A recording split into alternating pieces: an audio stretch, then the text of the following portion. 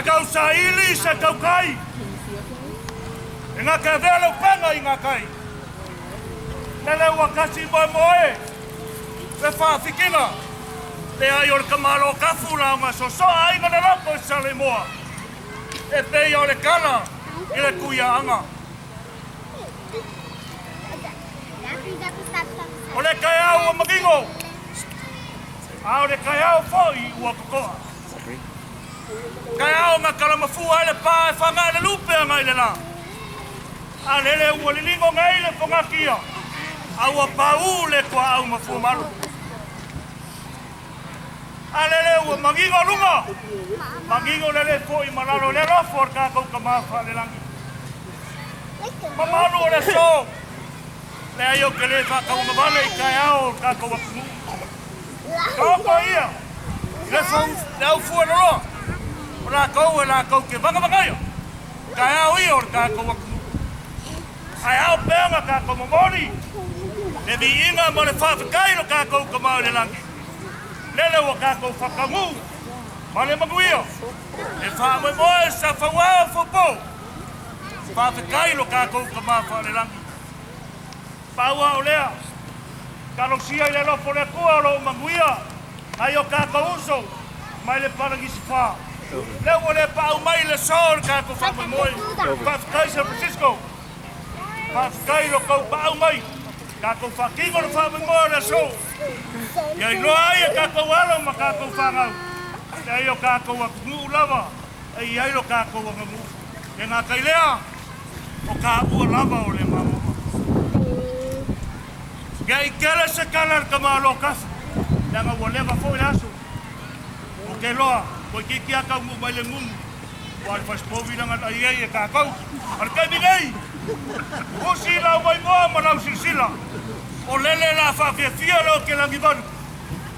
O ke langivalu. O solo mea ele whasa. Saungi a whaiwa, sauia!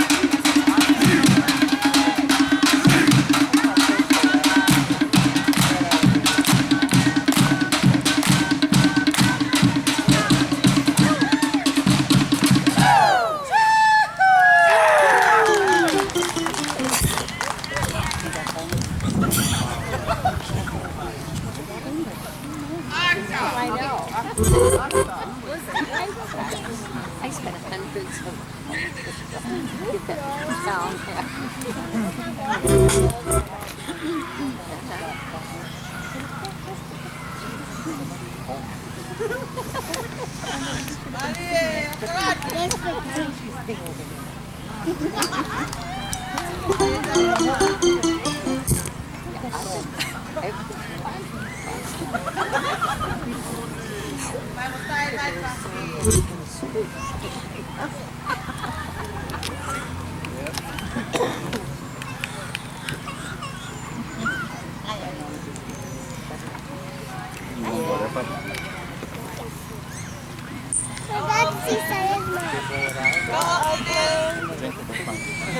Sa mga